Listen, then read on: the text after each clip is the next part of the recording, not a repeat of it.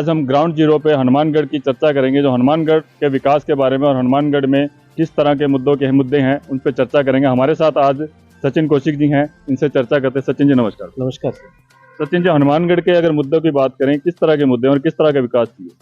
हनुमानगढ़ में सबसे पहला बड़ा मुद्दा तो जो था स्पिनिंग मिल का था, जो कि लगभग 1.5 से 2,000 युवाओं को रोजगार दे रहा था। लेकिन चुनाव से पहले जो घोषणाएं की गई थी कि स्पिनिंग मिल शुरू करेंगे, और सभी में एक उम्मीद भी जगी थी कि चलो कोई सरकार सोचने तो लगी है स्पिनिंग मिल के बारे में। लेकिन इस हिसाब से जो अब चुनावी बजट आया उसमें भी कहीं स्पिनिंग मिल का नहीं है, और बिल्कुल सभी भूल चुके हैं कि स्पिनिंग मिल भी हनुमानगढ़ के अंदर है क्या। लेकिन अगर स्पिनिंग मिल अगर स्टार्ट होती है तो कम से कम 1.5 से 2,000 युवाओं को रोजगार मिलता है, मार्केट के अंदर हलचल शुरू होती है। और हनुमानगढ़ के अंदर जैसे कोई सरकारी कोई बड़ा प्रोजेक्ट तो है ही नहीं, क्योंकि एक हमारी कृषि बेल्ट है, तो कृषि बेल्ट को भी सब बहुत बड़ा एक मोटिवेशन मिलता है कि उनकी रुई वगैरह है उसकी यहीं खपत हो रही है और उसका धागा बन रहा है, युवाओं को रोजगार मिल रहा है। अगर हम बात करें, अभी हनुमानगढ़ में स्पिनिंग मिल भाजपा सरकार में ही बंद हुई थी और कांग्रेस सरकार ने उसको घोषणा की थी भी शुरू करने के लिए, और भाजपा सरकार दोबारा आ गई है, कांग्रेस सरकार से भी शुरू नहीं हुई, उस पर आप बताएं। सरकारें भाजपा कांग्रेस दोनों की लड़ाई के बीच में जो आमजन को जो सुविधाएं मिलनी चाहिए वो नहीं मिल पा रही है। जैसे सरकारी नशा मुक्ति केंद्र के लिए कांग्रेस ने घोषणा की थी, लेकिन बीजेपी सरकार ने उसके लिए एक जूं तक नहीं रेंग रही है। उनको पता है कि यहाँ हनुमानगढ़ में सरकारी नशा मुक्ति केंद्र बहुत जरूरी है। हालांकि प्रशासन बहुत एक्टिव हुआ है नशे के ऊपर, बहुत ज्यादा ये पुलिस प्रशासन जो जिस तरीके से एक्टिवनेस से चल रहा है, तो लेकिन जो नशे में पड़ चुके हैं उनको अभी तक उनको कैसे वापसी उनकी घर वापसी करवाई जाए। प्राइवेट नशा मुक्ति केंद्र बहुत ही कॉस्टली पड़ता है, आमजन इलाज नहीं करवा सकता, तो उसके लिए सरकारी नशा मुक्ति केंद्र की भी बहुत ज्यादा जरूरत है। स्पिनिंग मिल की जो भाजपा काल के अंदर ही बंद हुई थी, तो अभी भी बीजेपी पार्टी को उनको प्रशासन को इस जो नया बजट आया है उसके अंदर स्पिनिंग मिल की घोषणा करके लोगों को एक खुशी जाहिर करनी चाहिए थी कि हनुमानगढ़ के अंदर स्पिनिंग मिल जो भाजपा ने बंद करवाई है उसको दोबारा इन्होंने शुरू करने की घोषणा की। अभी हम बात कर रहे थे सचिन जी से, इन्होंने बताया कि स्पिनिंग मिल जो हनुमानगढ़ का बहुत बड़ा मुद्दा है और यहाँ नशा मुक्ति केंद्र की बहुत मांग की थी इन्होंने, नशा मुक्ति केंद्र की डिमांड है यहाँ पर।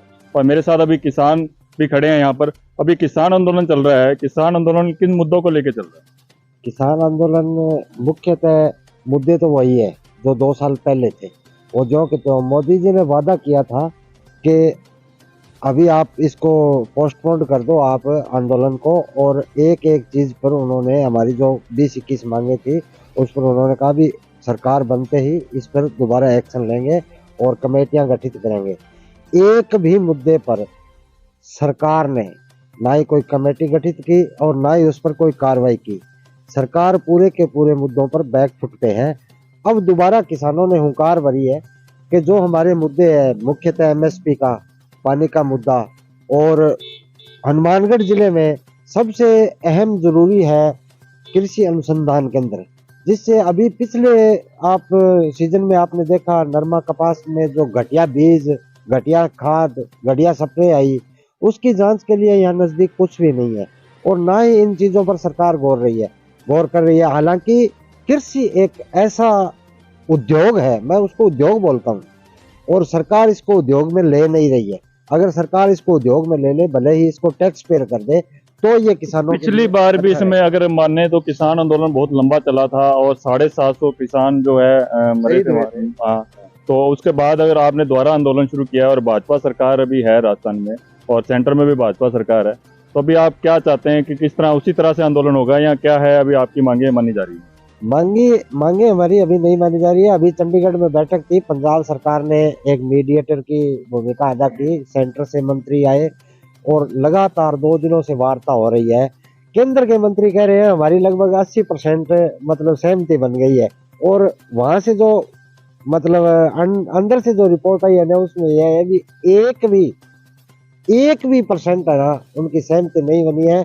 वो कह रहे हैं नहीं ऐसा नहीं होगा और ना ही हम ऐसा करें। सरकार सिर्फ किसान को, मजदूर को, व्यापारी को सिर्फ बरगला रही है, कर कुछ नहीं रही है। बस मतलब इनको बरगला कर वोट लेने। अभी मतलब 2 राज्यों में पीछे चुनाव थे, बोला था 2700 रुपये कणक MSP देंगे गेहूं पर, और अभी राजस्थान में और वहाँ सरकार बनते ही कह रहे हैं 2400 125 रुपए। तो कहाँ दिक्कत थी? यही कह देते भी हमें 125 रुपए पॉलिसी देंगे। सिर्फ खुद के वादे करके झूठा खुद को साबित कर रहे हैं बार बार। ये मोदी जी के लिए नहीं, भारतीय जनता पार्टी के लिए नहीं, ये पूरे हिंदुस्तान के लिए एक घातक है। जैसा कि अभी मेरे साथ किसान थे राय सिंह जाखड़, इन्होंने बताया कि यहाँ पे जो किसानों की बहुत बड़ी डिमांड है और किसान का मुद्दा है। अभी मेरे साथ व्यापारी खड़े हैं, इनसे भी जानते हैं। सर, आपका नाम क्या है? मेरा नाम जगदीश सिंह है, मैं संगरिया रोड पे हूँ। क्या मुद्दा है सर हनुमानगढ़ का, और क्या विकास किस तरह का देखते हैं? विकास तो खैर काफी हुए हैं इन दिनों, लेकिन बरसात का पानी वगैरह की निकासी का और का ये जो बड़ी दिक्कत है, सबको परेशानी बहुत होती है। विकास के बारे में तो यही कहूँगा कि काफी शहर का, हनुमानगढ़ का, जंक्शन का, टाउन का खूब हुआ है विकास तो, पर बरसाती पानी का भी कोई पूरा समाधान नहीं हुआ। यहाँ जो है बहुत परेशानी होती है जब भी बरसात आती है। जैसे कि मेरे साथ व्यापारी खड़े थे, इन्होंने बोला कि यहाँ पे पानी रुकता है, बरसात आधा घंटा भी बरसात हो जाए तो पानी 3-4 फुट खड़ा रहता है। तो अभी मेरे साथ और भी व्यापारी हैं, इनसे जानते हैं क्या मांग है आपकी और किस तरह का आप देख रहे हैं हनुमानगढ़ में किस तरह का विकास हुआ? मैं मोहनलाल कटारिया बोल रहा हूँ सब्जी मंडी से। यहाँ क्या हुआ है कि 12-13 साल हो गए, भगत सिंह चौक से लेकर डाइवर्टर बनाया है वो चूना फाटक तक, लेकिन उसके अंदर कोई सुविधा नहीं है। कोई पैदल इधर का उधर जाए, उधर का इधर जाए, कोई रास्ता नहीं छोड़ा है इन्होंने। सिर्फ रास्ता छोड़ा है इन्होंने, क्या कहते हैं इसको, अंडरपास तक।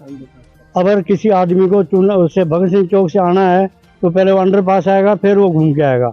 इससे व्यापारियों को ज़बरदस्त नुकसान हो गया है और कोई ग्राहक नहीं आता। जैसे बेचारा दुकानदार आता है शाम को वैसे के वैसे जाता है। हमारे से तो रेडी वाले अच्छे हैं, शाम को दिहाड़ी बना के चले जाते हैं। और दूसरी बात यह है, गंगानगर के अंदर आदर्श टाकी से लेके जो हनुमानगढ़ सूरतगढ़ बसें आती है, हर गली के अंदर उन्होंने रास्ता दिया हुआ है, लेकिन जंक्शन में एक भी रास्ता नहीं पैदल का, कोई आदमी इधर से उधर चला जाए। और ये हमने कई बार बात की है, वो इसके बारे में नहीं सोच रहे हैं। और हम ये चाहते हैं कि आप इस बात के लिए सोचो। लोगों ने इतना रुपया लगाया है और शाम तक को उनकी बिक्री नहीं होती है, तो उनको आप रास्ता बना के दो। ये हम आपसे विनती कर रहे हैं और इससे बनाओ।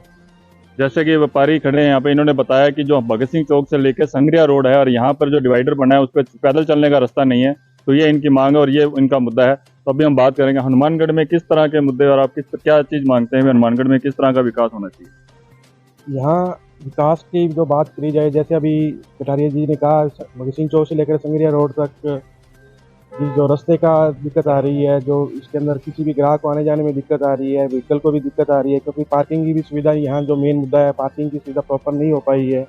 पूरे बाजार के अंदर पार्किंग की समस्या एक बहुत बड़ा विषय बना हुआ है।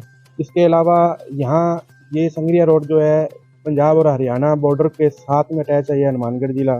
तो यहाँ से सभी जो बाहर के जाने वाले आने वाले साधन है वो यहीं से जाते हैं। और भगत सिंह चौक से लेकर के संगरिया रोड तक या चूना फाटक तक कहीं कोई सीसीटीवी कैमरा, जो कि अभय कमांड के साथ एसपी कार्यालय से साथ जुड़े हुए हैं, यहाँ कार्यालय होने के बावजूद भी यहाँ कैमरे की जो सुविधा अगर हो तो जितने भी कोई अपराधी तत्व भी यहाँ से निकलते हैं तो उन पर भी निगरानी हो सकती है।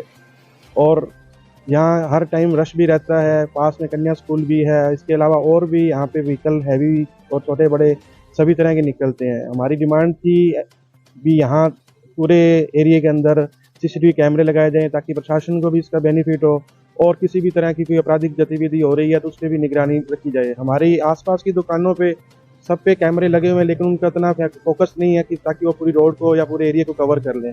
तो उस दौरान काफ़ी बार वो हमारी शॉप के आगे कैमरे वगैरह चेक करते हैं, लेकिन उसमें वो प्रॉपर नहीं हो पाता। तो कई बार ऐसी वारदातें हो चुकी हैं, चोरियों की भी हुई है, बाइक उठाने का भी है। सब्जी मंडी पे रश भी पूरा रहता है, बाहर आने जाने वाले हैं, काफ़ी लोगों की जेबें भी कटती हैं। तो इस तरह का ये जो सीसीटीवी कैमरा पूरे शहर के अंदर पूरी तरह से वर्किंग नहीं कर पा रहे हैं, उनको भी सुचारू करें जाएँ। और जहाँ ज़रूरत है वहाँ पर भी ये कैमरे वगैरह लगा करके सुरक्षा जो है, कैमरा एक तीसरी आंख के रूप में जो काम करता है प्रशासन के लिए, तो वो बहुत ही ज़्यादा ज़रूरी है। तो पिछले दिनों में हमने सुना था अभी कुछ 50 कैमरे लगे हैं, लेकिन अभी तक शायद उस पर कोई कार्रवाई नहीं हुई है। तो जितना जल्दी से जल्दी हो करके ये जो सुविधा है प्रशासन के लिए, आमजन की सुविधा के लिए, सुरक्षा के लिए ये कदम जरूर उठाया जाए। जैसा कि मेरे साथ अभी खड़े थे सुमित सुगीजा जी, व्यापारी हैं ये भी, इनका ये कहना है कि हनुमानगढ़ में जो सीसीटीवी फुटेज कैमरे हैं वो नहीं है, वो होने चाहिए, क्योंकि यहाँ पे चोरियाँ बहुत बढ़ रही हैं और लूटपाट बहुत बढ़ रही है, इसके लिए कह रहे थे। अभी मेरे साथ और भी खड़े हैं आशीष सक्सेना जी, ये भी यहाँ व्यापारी भी हैं और पत्रकार भी हैं। सर सबसे पहले आप बताइए कि यहाँ पर विकास को किस नज़र से देखते हैं और क्या मांग है हनुमानगढ़ की। पवन जी, अब एक तो सभी साथियों ने काफ़ी मुद्दे गिना दिए हैं, बता दिए हैं, लेकिन मैं उस मुद्दे पे ध्यान देना चाहूँगा जिसके बारे में कोई भी बात नहीं करता है। वो मुद्दा है घग्गर बाव क्षेत्र का। हर साल क्या होता है कि अतिवृष्टि होती है, पंजाब में हरियाणा में पानी आता है, वो पानी सारा घग्गर में छोड़ दिया जाता है। इसकी वजह से 2 महीने तक हम सांस भी नहीं ले पाते हैं ढंग से, क्योंकि इस टेंशन में कि आज बंदा टूटेगा और आज पानी आएगा, प्रशासन भी, पुलिस भी। लेकिन उसके बाद क्या होता है, हम वापस सो जाते हैं, चाहे वो जनता है, सरकार है, प्रशासन है, सब के सब दोबारा सो जाते हैं। फिर हम अगले साल फिर जगते हैं कि फिर पानी आ रहा है तो फिर जग जाओ सब। तो एक ये बहुत बड़ा मुद्दा है जिसके बारे में कोई बात नहीं करना चाहता। तो एक तो इस पे कार्रवाई ज़रूरी है। दूसरी चीज़ है, पीने का जो पानी है वो हमारे यहाँ पे इतना शुद्ध नहीं है, तो उसके लिए भी कुछ किया जाना चाहिए। सीवरेज है। अब हम बात करें, हमारे जो वर्तमान विधायक हैं और तत्कालीन चेयरमैन साहब, उन्होंने बहुत विकास करवाया है, इसमें कोई दो राय नहीं है, उसके लिए तो साधुवाद है उनको। लेकिन उस सौंदर्यीकरण के साथ साथ अगर हम बात करें तो चाहे सेंट्रल पार्क है, डिस्ट्रिक्ट पार्क है या भगत सिंह चौक, सब जगह सौंदर्यीकरण वाला काम सब जगह हुआ है। लेकिन जैसे अभी समस्याएं बताई, जो पानी की निकासी है वो एक बड़ी समस्या है। तो सौंदर्यीकरण के साथ साथ हमें इन सब चीज़ों का भी ध्यान रखना चाहिए। और इसके अलावा मैं एक छोटी सी बात और कहना चाहूँगा साहब, ये मेरा निजी विचार है कि अगर हम जनता के मुद्दों की बात करें तो एक बहुत बड़ा मुद्दा जो मुझे लगता है कि शायद इफेक्ट कर सकता है हनुमानगढ़ के विकास को, वो ये कि अब हमारे जो विधायक हैं वो निर्दलीय विधायक हैं और बीजेपी की सरकार है जो बीजेपी से हारे हुए हैं। तो इन दोनों से मेरा हाथ जोड़ के यही निवेदन है कि आप दोनों की आपसी रिश्ते या लड़ाई से कहीं जनता सफ़र ना करे, बस इस चीज़ का आप लोग ध्यान रखें। धन्यवाद। देखें तो हनुमानगढ़ में खूब नशा है और नशा भी इस तद तक बढ़ चुका है, तदा तक कि हम उसको प्रशासन खूब कार्रवाई भी कर रहा है, लेकिन फिर भी युवा उसमें फंसता ही जा रहा है। और नशे की वजह से ही अगर यहाँ पर देखें अपने तो क्राइम बढ़ रहा है और लूटपाट है, चोरी है, सब इस तरह का। तो उस पर आप क्या कहना चाहिए?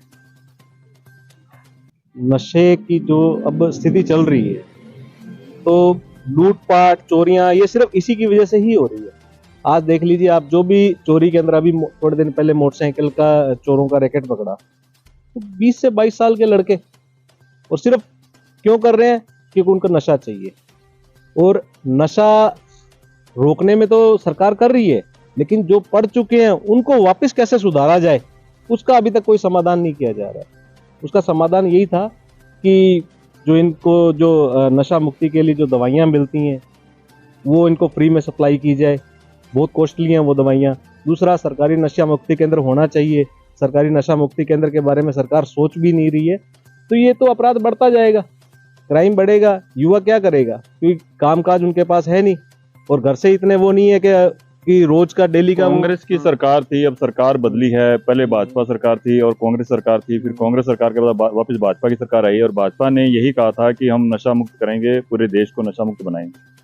भाजपा का तो सर आप बात ही छोड़ दीजिए, ये सिवाय झूठ की राजनीति के अलावा कुछ भी नहीं करते हैं। इनका काम है झूठ बोलो राज करो, झूठ बोलो राज करो। जब देश का प्रधानमंत्री इतने ऊंची पोस्ट पर होकर के वो झूठ बोल देता है तो बाकी तो बोलेंगे। लेकिन झूठ की राजनीति ज्यादा टाइम तक नहीं टिकती है, जनता समझने लगी है इनकी। जिस हिसाब से अब किसानों को झूठ बोल करके इन्होंने किसान का जो आंदोलन था, इतना बड़ा आंदोलन था, उसको इन्होंने पोस्टपोन करवा दिया कि जी आपकी सारी मांगे मान लेंगे। लिखा हुआ है, उससे भी सरकार मुकर गई। अभी थोड़े टाइम पहले, चुनावों से पहले, सरकार कह रही थी 450 में सिलेंडर दे देंगे, उसके बाद कहते हैं कि जी कब बोला हमने। तो ये तो झूठ की पार्टी है जी, ये तो कुछ भी बोल देती है। चुनावों के लिए, वोट के लिए कुछ भी बोल देगी आपको। पहले 15 लाख बोलते थे, कब हो सकता है 25 लाख भी बोल दे चुनावों के लिए। तो ये तो कुछ भी बोल देंगे। लेकिन तो जैसे कि अभी मेरे साथ सचिन कौशिक थे, इन्होंने नशे के बारे में, नशे के खिलाफ खूब बताया और यहाँ नशा मुक्ति की कहने, आपने जैसे घग्गर नदी के बारे में बताया था, और पहले कांग्रेस की सरकार थी, अब भाजपा की सरकार है और सरकार बदली है, तो लग रहा था कि कुछ चेंज भी हो आएगा। तो वहाँ पे अगर माने तो भद्रकाली मंदिर भी है, घग्गर नदी के समीप लगता ही है, साथ में लगता। तो वहाँ का विकास आपके बारे में क्या कहना चाहिए? सर, विकास तो देखिए, चाहे कांग्रेस पार्टी है चाहे बीजेपी है, तो विकास लोकल लेवल पे जरूर हुआ, लेकिन अगर सरकार के लेवल की बात करें तो कुछ ऐसा विकास नहीं था। अगर हम बात करें तो कुछ चीज़ें गहलोत साहब ने अच्छी करी थी, लेकिन उसके बाद भी जनता ने नकार दिया। तो अब ये जनता को देखना है साहब। अब ये एक्चुअल में हम बीजेपी कांग्रेस के ऊपर नहीं है भाई। आप अगर खुद ही नहीं समझ पाएंगे कि भाई कौन सही है कौन गलत है। अब जैसे सचिन जी ने बताया कि बीजेपी ने काफ़ी कुछ कहा और हर बात से पलटती गई, लेकिन उसके बाद भी जनता तो जिता रही है। तो जो जनता जिसको जिताएगी वो हमारे सर पे बैठेगा, तो वो तो जनता को देखना है। तो ये तो जनता के ऊपर है कि हमें क्या फैसला करना है। अब अगर जनता गलत फैसला लेती है तो उसका पश्चाताप भी जनता ही करेगी, तो आप और हम करेंगे। तो इसलिए अब हमें ये देखना है कि इस बार लोकसभा चुनाव आने वाले हैं, तो हमें क्या करना है क्या नहीं करना है, ये तो अब हमें सोचना है। जैसे बीजेपी की अगर हम बात करते हैं तो 370 एक, मैं तो मानता हूँ बहुत अच्छा एक स्टेप था, 3 तलाक बहुत अच्छा स्टेप था, लेकिन इसके अलावा बहुत सारी ऐसी चीज़ें हैं, खास करके जो हम नॉर्मल जिसके लिए आदमी जीता है, विकास, भ्रष्टाचार, बेरोजगारी, इन सब चीज़ों, महंगाई, इन सब चीज़ों पे जीरो हो जाती है बीजेपी आके, इस पे कोई बात ही नहीं करना चाहती है। तो मुद्दा वो है। आप उन पे जैसे अभी मेरे को आशीष सक्सेना जी ने बताया भाजपा के बारे में, और अभी अगर हम बात करें तो हमारे साथ व्यापारी वही सुमित सुखीजा जी खड़े हैं, इनसे और जानते हैं। यहाँ जो किला है, किले में लोग खूब आते थे, लोग बाहर से घूमने के लिए आते थे, मिलने के लिए आते थे, ये भी एक मुद्दा है। और पहले कांग्रेस की सरकार थी, अब भाजपा की सरकार है, तो आप उस पर क्या कहना चाहेंगे? जो किला यहाँ घूमने की बहुत अच्छी जगह थी। किला ये बहुत पुराना बटनेर का, जो इसी किले के नाम पर ही पूरा हनुमानगढ़ का नाम रखा गया, और पहले ये बटनेर नगरी के नाम से फेमस था, उसके बाद इसको हनुमानगढ़ नाम दिया गया। तो ये एक हेरिटेज लुक है हनुमानगढ़ के लिए, इसको जो हेरिटेज लुक देना चाहिए वो सिर्फ देवस्थान विभाग के ही अंडर है। तो वो समय अनुसार वो आकर के इस पर कार्रवाई करते हैं, और जहाँ भी इसके रख रखाव की बात है तो वो इसको करते हैं, लेकिन जो होना चाहिए प्रॉपर तरीके से वो नहीं हो पाया। तो ये अगर इस पर अच्छा सुंदर बना करके इसको अगर हेरिटेज लुक दिया जाए तो ये शहर के लिए एक नई सौगात बन सकती है। जैसा कि अभी बात करेंगे, हम किसान ही हैं हमारे साथ, इनसे बात करेंगे। कांग्रेस की जब सरकार थी तब आप पानी की मांग में खूब आंदोलन किया आपने, और अभी भाजपा की सरकार है तो भाजपा ने यही कहा था कि जब भाजपा की सरकार आएगी तो उस समय हम पानी पूरा आपको देंगे, और फिर आप आंदोलन में हैं। तो आपको वार्ता क्या, भाजपा से क्या चाहते हैं? देखो जी, मैं इन दोनों को ऐसे समझता हूँ, एक छोटा चोर है एक बड़ा चोर है, इन पे कोई वश नहीं चलता जनता का। हमारे पास एक अधिकार है भी आंदोलन करो, सरकार, बनी हुई सरकार को झुकाओ। ये अभी ईवीएम से चुनाव हो रहे हैं, मैं डेफिनेटली ये कहता हूँ भी ईवीएम हैक होती है, और वो भी इनके हाथ में नहीं है। ये एक पूरा वर्ल्ड का सिस्टम है, वो जिसको चाहते हैं उसको बनाते हैं, जिसको चाहते हैं उसको हटाते हैं। जो उसकी हाँ में हाँ मिलाते हैं उस संस्था की, उसकी सरकार बनती है। तो अपने इस पे तो डिबेट ही नहीं करनी है भी वोट किसको देना नहीं देना है। अपने तो बात ये है भी बनी हुई सरकार को घुटनों पे ले आओ। वो किससे आती है? आंदोलन से, और आंदोलन को सरकार कुचल रही है। देश पूरा बर्बादी के कगार पे खड़ा है, इसका कोई हल होने वाला नहीं है। जब तक मोदी रहेगा ऐसा ही चलता रहेगा, किसी से कोई उम्मीद नहीं है, जबरदस्ती छीन के लेना पड़ेगा। अब पानी की जो मांग है आप लोगों की, पानी का पूरा मिलने लग गया आप लोगों को, या पानी की किस तरह? आज ही अभी कलेक्टर साहब के हमारी मीटिंग थी, मैंने यही पानी का मुद्दा उठाया था भी अप्रैल के महीने में जो सरहिंद फीडर है उसमें 1 महीना जगह मिलती है पानी के लिए। तो 1 महीने में मतलब 28 दिन तक लगातार 900 क्यूसेक पानी अगर भाखड़ा को मिल जाए तो प्रत्येक किसान को एक बारी लग जाएगी। तो उन्होंने बोला भी ये आपका अच्छा सुझाव है। मैडम, यह सुझाव हम पिछले 3 सालों से दे रहे हैं, प्रशासन के और विभाग के कानों पर जूं तक नहीं रेंग रही है। हम पूरा का पूरा सिस्टम उसका हरीके बैराज तक जाकर इनको बता दिया, और उनको खुद को पता है पर ये देना नहीं चाहते। जैसा कि आप देख रहे थे कि अभी हमारे साथ व्यापारी थे, यहाँ किसान भी थे, किसानों के मुद्दे थे, किसानी के मुद्दे हैं, पानी के, सिंचाई पानी के मुद्दे हैं, पीने का पानी के मुद्दे हैं, और यहाँ पर रोड के मुद्दे हैं, सड़कों के मुद्दे हैं, गलियाँ के मुद्दे हैं। उसके अलावा यहाँ के अगर हम स्थानीय मुद्दे की बात करें हनुमानगढ़ के, तो यहाँ CCTV फुटेज के कैमरों के मुद्दे हैं, बटनेर जो अपना किला है उसके मुद्दा है, भद्रकाली माता मंदिर का मुद्दा है, और जैसे सचिन जी ने बताया हमारे को यहाँ पे नशे का मुद्दा है। तो यहाँ खूब मुद्दे बताए गए, और खूब यहाँ विकास की जरूरत है। और जैसे बताया कि उन्होंने विकास तो खूब हुआ, लेकिन जो विकास हम चाहते थे वो विकास इस तरह से नहीं हुआ। तो आप देख रहे थे ग्राउंड जीरो रिपोर्ट पवन खत्री के साथ, कैमरामैन पिंटू, और आपको दिखाएंगे नेक्स्ट पार्ट में। आगे जुड़े रहिए हमारे साथ, चैनल के साथ।